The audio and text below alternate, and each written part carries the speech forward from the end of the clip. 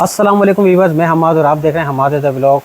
एक वीडियो मैंने बना के डाली थी CF मोटो की पेट्रोल टैंक की, और उसके अंदर डिटेल्स बताई थी कि इस तरीके के CF मोटो के टैंक्स वगैरह और बेनेली के टैंक्स, डिफरेंट जो चाइनीज़ मोटरसाइकिल हैं उनके फ्यूल पंप के, थ्रॉटल बॉडी के, TPS सेंसर के और डिफरेंट इशूज़ आते हैं जिसके लिए हमारे पास मोटरसाइकिल्स आ रही हैं।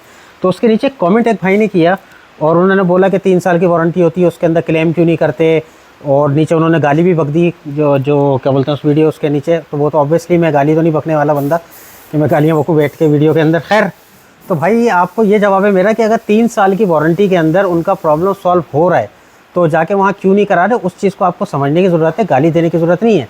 आपने वो बात समझनी है कि वो बंदा अगर हमारे गैराज के ऊपर आ रहा है उसकी क्या वजूहत है। पहली वजह ये है कि जब बंदा वारंटी अपनी क्लेम कराने के लिए जाता है तो वहाँ पे उसको बताया जाता है कि जी आपका ये पार्ट ख़राब है, सपोज़ करें आपका फ्यूल पंप ख़राब है, तो ऐसा नहीं है कि उनका फ्यूल पंप रेडी पड़ा हुआ उन्होंने उठा के लगा देना, नहीं।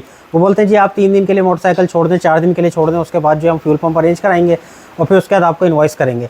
तो जो फ्यूल पंप हम यहाँ पे से अगर एक फ्यूल पंप 8-10 हज़ार रुपये का लगा के देने, वो फ्यूल पंप वहाँ पे 20-20, 25-25 हज़ार रुपये के पड़ते हैं।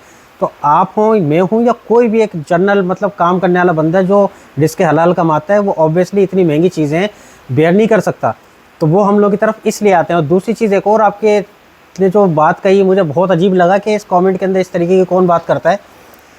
तो उसके अंदर ये है कि हमारे पास जो क्लाइंट चल के आते हैं वो इसलिए आते हैं कि उनके पैसे सेव हो सकें, और दूसरी चीज़ें उनको भी इस चीज़ की, कराची में रहने वाले लोगों को 90% इस वक्त पता है कि बेनेली के मोटरसाइकिल्स हों या CF मोटो के मोटरसाइकिल हों या चाइनीज रेप्लिका मोटरसाइकिल्स हों, इनके अंदर जब बिल्कुल हाई एंड के प्रॉब्लम आ जाता है, कोई क्लियर नहीं हो रहा होता मोटरसाइकिल, तो वो हमारे पास से क्लियर होकर जा रहा होता है और उसकी भारी रकम लोगों को पे करनी पड़ती है।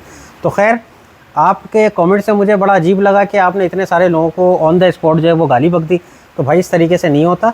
अगर कोई बंदा चल के आ रहा है, उसके आगे पीछे मतलब डिटेल्स आपको नहीं पता, तो इस तरीके का कमेंट ना करें।